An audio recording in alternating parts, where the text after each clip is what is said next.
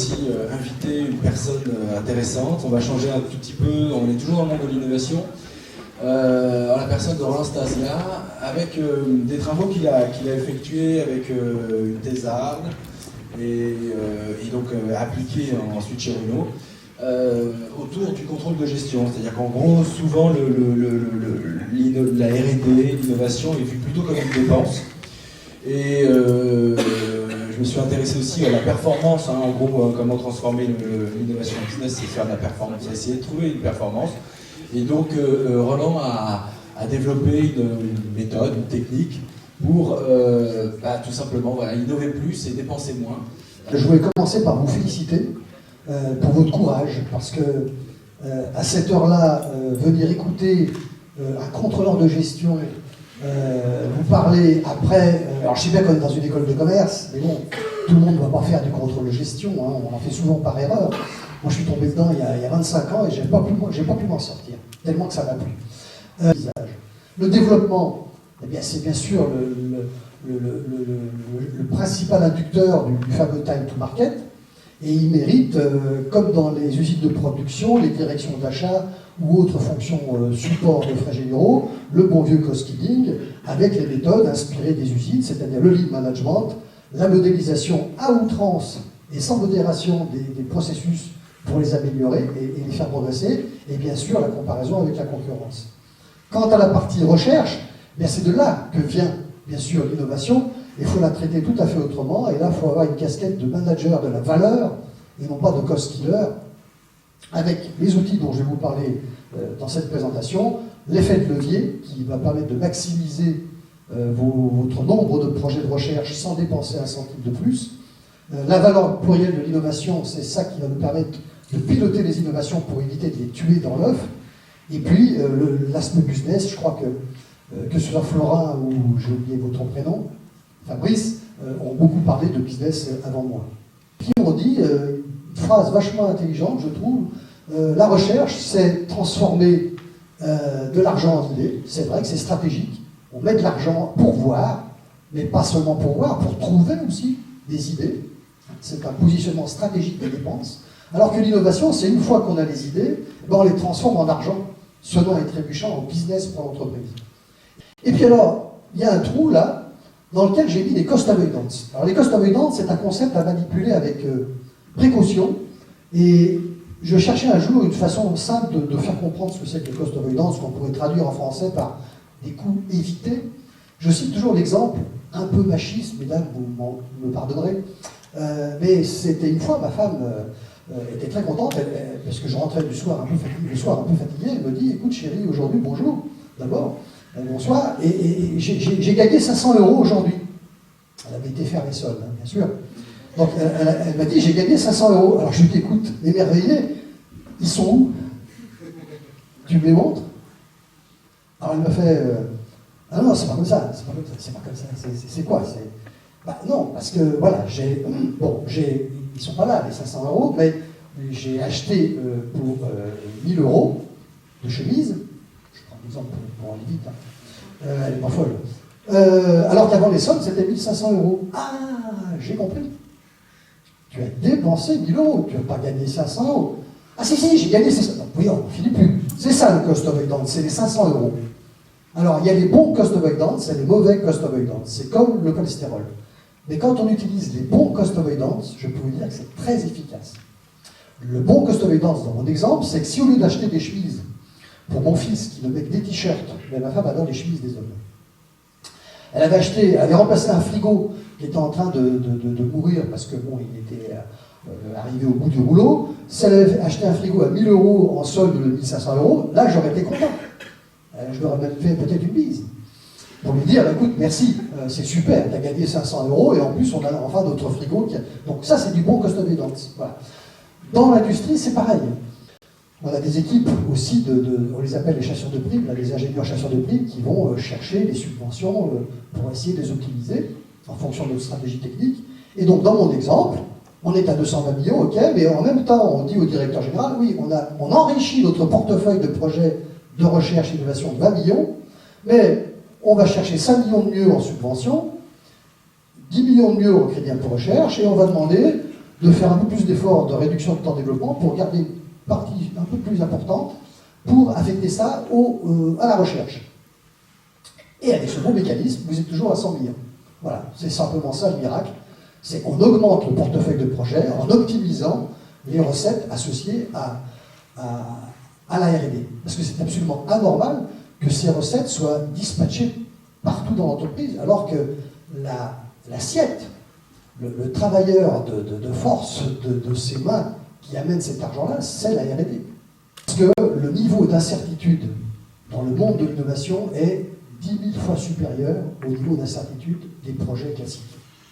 Et avec le contrôleur de gestion, on pilote la fameuse valeur plurielle de l'innovation, elle est simple, elle est triple. Donc, il y a une valeur économique, bon, évidemment, on ne peut pas s'en passer. Et puis, moi, je me trahirais de ma profession, hein, de ne pas avoir au moins dans les trois valeurs une valeur économique, mais il y a aussi et surtout une valeur stratégique et une valeur d'adhésion. Donc, je vais rapidement décrire ces trois valeurs et surtout les outils qui permettent de les manager.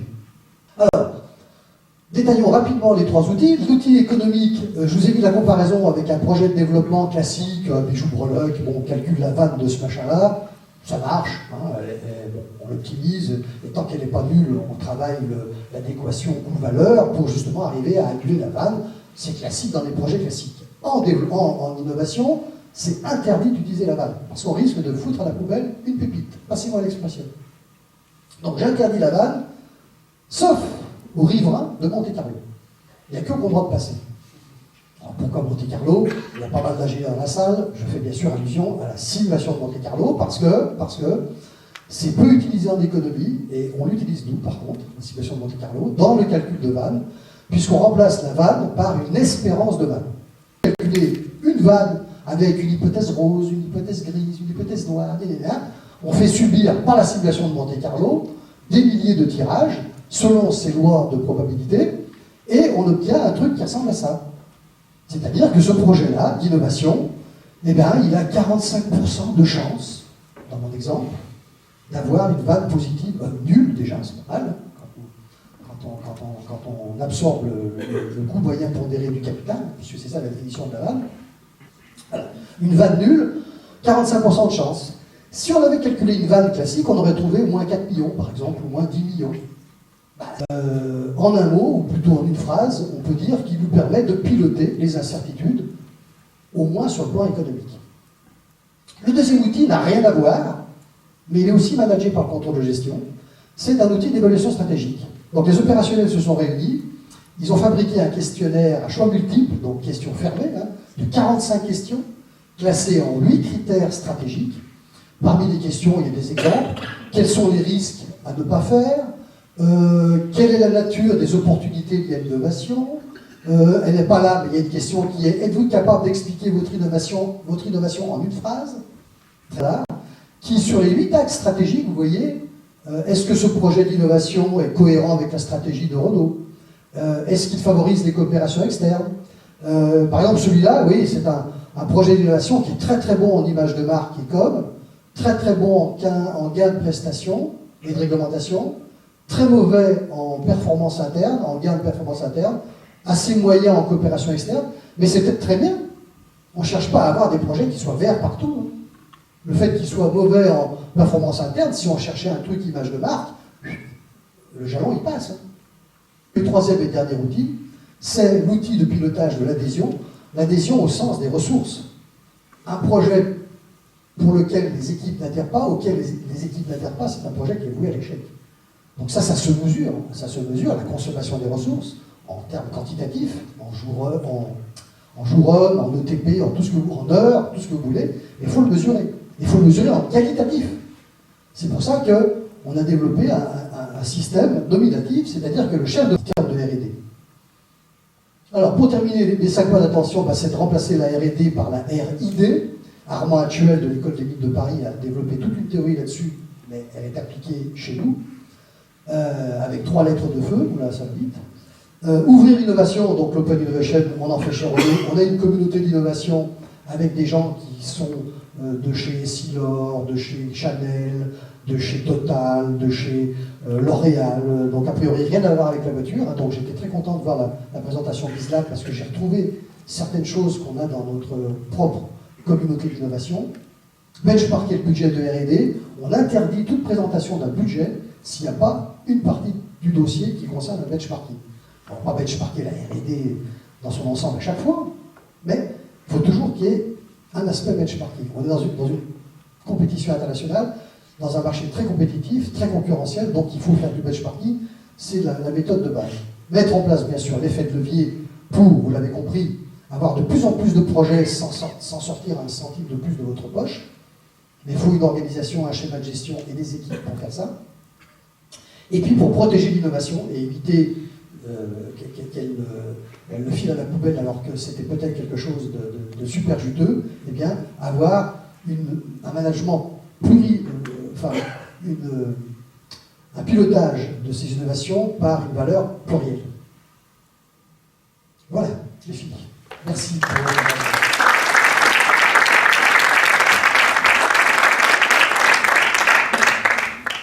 Non, on te change, ça continue, c'est ça que je voulais savoir. Si demain quoi? On te change. En fait, tu n'es plus... Ah bah j'ai déjà changé. Depuis fin 2014, je suis plus dans ce poste-là. Ah ouais. Et ça continue à tourner. Je crois. Avec la sensibilité par rapport à une personne. Tu vois ce que je veux dire parce que déjà, j'ai été remplacé par 2 personnes. Tu vois, donc, j'avais contrôle de gestion, innovation et design, donc ils en ont mis un au design et un à l'innovation. Bon. C'est la théorie des vérités successives. Vous savez, il n'y a pas de bonne et de mauvaise solution. Bon. Je viens en fait, tout processus d'innovation, vous avez vu, il a innové dans la façon de contrôler la gestion. Je disais un jour que si on en a 10 conduits en France, on n'a plus de soucis à se faire. Mais je te fais un compliment. Oui, tu fais partie des gentils. Tu fais partie des gentils. Mais voilà, merci beaucoup à tous et je vous invite donc à nous retrouver pour un petit cocktail juste en bas. Merci beaucoup.